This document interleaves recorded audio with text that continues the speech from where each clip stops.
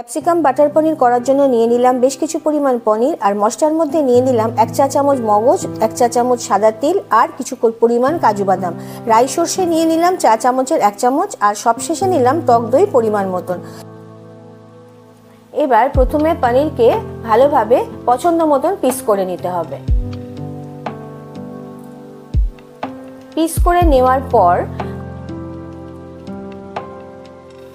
যে মশলাগুলো রেখেছিলাম সেই মশলাগুলো একটা পাত্রে জল নিয়ে তার মধ্যে ভিজিয়ে দিতে হবে।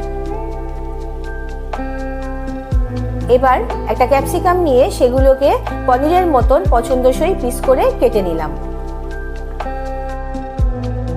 এরপর সমস্ত মশলাকে মিক্সিং জারে নিয়ে একটা স্মুথ পেস্ট তৈরি করে নিতে হবে। সাথে টক দই যেটা নিয়েছিলাম সেটাকেও কিন্তু ফেটিয়ে রাখতে হবে। কড়াইতে তেল দিয়ে দিলাম, সাদা তেল অবশ্যই, আর পনির যেগুলো কাটা ছিল তার মধ্যে দিয়ে দিলাম নুন আর গোলমরিচ একটু মাখিয়ে নিলাম।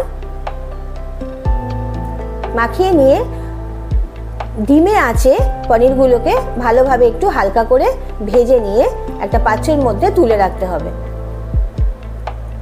বাকি যে তেলটা আছে সেই তেলের মধ্যে দিয়ে দিলাম দুটো তেজপাতা আর অল্প একটু দারচিনি দিয়ে ক্যাপসিকামগুলো তেলের মধ্যে দিয়ে একটু নাড়াচাড়া করার পর আধ ভাজা হয়ে যাবে তখন টক দই আর বেটে রাখা মশলাগুলো দিয়ে পনিরগুলো দিয়ে ভালোভাবে নাড়াচাড়া করার পর দিয়ে দিতে হবে অল্প পরিমাণে গোলমরিচ আর নুন আর অল্প পরিমাণে একটু মিষ্টি দিয়ে ভালোভাবে নাড়াচাড়া করিয়ে নিয়ে তারপরে একটি কাচের পাত্রতে আমি ঢেলে দিলাম।